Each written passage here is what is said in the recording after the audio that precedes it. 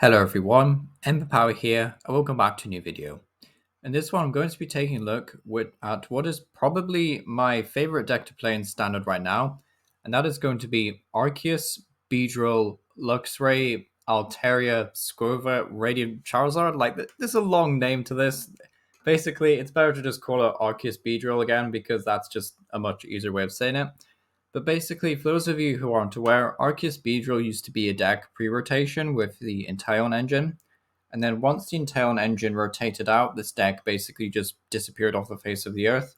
However, with the introduction of Skwovet in the Scarlet and Violet base set, we can actually make this deck work again because we can combo it with Altaria to basically guarantee muster that turn if we can thin our hand down to basically at least one card. Now, we don't technically have to do that because Skwovet will just put our entire hand on the bottom of our deck, so we can just draw the mustard. But typically, you want to just play out your hand anyway to avoid putting key resources on the bottom of your deck. So basically, what this deck is trying to do, I guess we'll explain the main premise first, is trying to use Arceus as kind of like your main attacker in the early to mid game, to use Trinity Nova multiple times when we have 4-3 line of Arceus, so we're trying to just start with this card anyway. And then we're hopefully going to use at least one or two Arceus, and then of course we have Starbirth to help us get set up. But we also have access to Beedrill. So Beedrill has the attack Persist Sting, which says if your opponent's active Pokemon has any special energy attached to them, it is now knocked out. So stuff like Mew VMAX and Lugia V-Star really suffer against this. Now stuff like Chem PAL and Lost Zone unfortunately don't play any special energy, so these aren't really great options. Into Chem PAL, it's okay because Jet Spear is still a 2-hit KO in Chem PAL, but we do play a finite amount of energy, so using Jet Spear repeatedly is a bit annoying, so we won't try and do that basically. But still, is an option if you have to use it in a pinch. But basically, Beedrill's here mainly to counter Lugia and Mew, which do see a lot of play on the ladder still. So we are also playing 2 copies of the Luxray, which has the ability Swelling Flash. It says once your turn, if this Pokemon is in your hand and you have more prize cards than any opponent, you can just put it from your hand onto your bench. And then Wild Charge can do 180 with a single attachment through Reverse Energy. Now, one thing about this deck that I will say is I'm tempted to swap out the Luxrays because I've only really used this card once or twice in about the 12 games that I've played with this deck so far. So honestly, I could see myself cutting Luxray in favor of the single strike Cinderace over here. So I'll just get another artwork out so it's a bit easier to read, unfortunately. There we go. So this Cinderace has the ability Crisis Power that says its attacks do 30 more damage for each prize card your opponent has taken. So it already has great synergy with Reverse Energy. And the attack Fireball Shot for 1 fire and colors does 150, and during your next turn this Pokemon can't attack, which is pretty relevant anyway because typically your opponent will want to KO Cinderace regardless.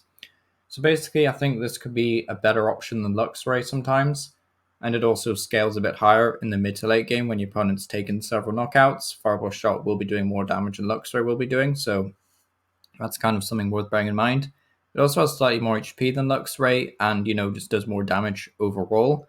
So Cinderace might be just a better option, but I'm not sure yet. I do like hitting Lightning for weakness still, so I am still playing the Luxray, especially to hit into Lugia for weakness if Beedrill doesn't carry us through the match. But still, Cinderace could be a decent option if you want to play Magma Basin as well as Reverse Energy. And we are playing basic Fire Energy because I am playing the Radiant Charizard for the late game to make use of Combustion Blast to do a lot of damage. So I could definitely see Cinderace being swapped out in for Luxray basically. So Luxray to Cinderace. So that's it for the Pokemon really. For the trainers, there's nothing really too crazy. I tried to model the trainer list, at least initially, off the World's Arceus winning list from last year. So it's kind of similar in that regard. We are playing 3 Boss, 1 Raihan, 2 Mustard, 4 Iono, 4 Battle VIP Pass because getting Swablu out early is very important, 4 Path to the Peak because we actually don't rely on many Pokemon with abilities that have a Roblox, except for really Radiant Charizard, but that's not so much of an issue. Typically our opponent will remove Path to the Peak anyway, so if we have to use Radiant Charizard, it's not such a big deal. We also play, so 2 copies of the Mustard. You don't need to play more than 2 copies I've found. It's, it's not something that you need to play throughout every single game, but it is ideal because Beedrill is such a strong single prize attacker, and this also doubles as a draw supporter, allowing you to draw 5 cards after you've done the effect. So pretty strong in that regard. The only thing that I'd maybe change about this list is the Lost Vacuum, really, in terms of trainers, because Lost Vacuum is kind of just here to thin the hand down a bit and occasionally remove a pesky stadium or a really annoying tool card, such as Bravery Charm, but not sure about Lost Vacuum. It has been nice in some random situations, like there was this instance where there was a big charm, or Bravery Charm, I think it's called, Charm of Courage or whatever, attached to a Dondozo. And so Dondozo wasn't getting one killed by Arceus because I had more than 200 HP, and that was really annoying. But basically, Lost Vacuum would have removed that, and that would have been, very useful. So I kind of see the niche uses for this, but at the same time, also like not particularly useful, and I could definitely see that being cut. As for the energy as well, it's a bit chaotic. Some people are going to look at this and think it's really weird. I personally like this energy split currently. I've not had any serious issues with it. Partially because reverse energy can be used on Arceus as well, because it will just provide one colors, and then double turbo will provide the other two colors, so that's handy.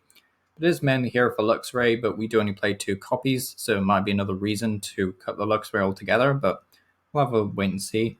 2 Luminous. Luminous is very important, allows us to attack with Beedrill. We can use reverse energy to pay for Beedrill's attacks, well, Persistent Sting and Jet Spear, but still Luminous is pretty decent in that regard. Can also be used for other stuff like Radiant Charizard.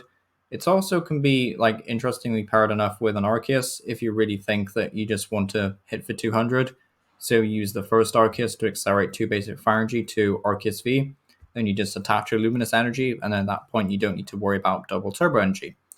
But yeah, that's kind of it for Arceus, Beedrill, Luxray, Altaria, Skwovet. It's a bit of a mouthful to say the least, but it is a very, very fun deck, and I would recommend giving this a go if you're interested in mustard combos.